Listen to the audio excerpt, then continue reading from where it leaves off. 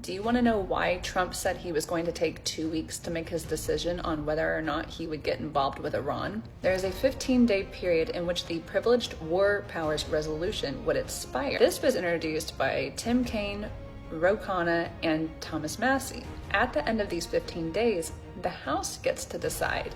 They get to make the choice whether or not we enact the War Powers Resolution. If they do, it means he has to stop and wait for Congress to give him the green light. So basically, in a nutshell, he's waiting out his time to gain control of this decision. I hope that cleared it up for you. Well, no, not really, because you said that at the end of the 15 days it expires and then the House has to decide. So that's why Trump is waiting, so he can regain control of this decision. So there's a lot of mixed messaging here. So let's try to clear this up a little bit.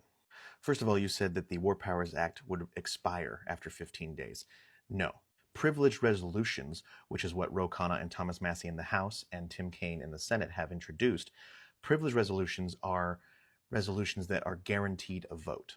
They can't be killed in committee. There's no amendments going to be added to it. You're going to be guaranteed a vote. In the U.S. House of Representatives, that guaranteed vote at the latest happens after 15 days. It could happen sooner, but it doesn't need to clear committees. It doesn't need to be put on the schedule. It will get a vote at the latest after 15 days.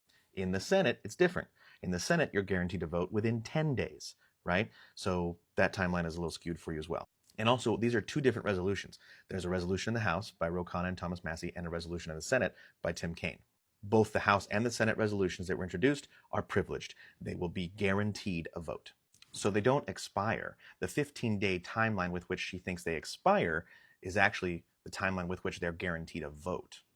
She went on to explain what the War Powers Act does. She read directly from the resolution that was passed in 1978, I think it was.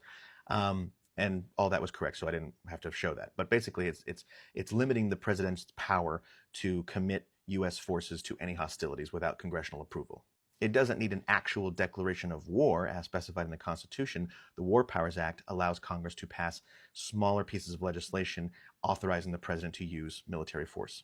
A perfect example of this is after 9/11, when Congress authorized the use of military force for George W. Bush to use to go after anybody who knew about the attack, who sponsored the attack, who took part in the attack or the planning of it, right? That was a congressional approval of military force without an outright congressional declaration of war.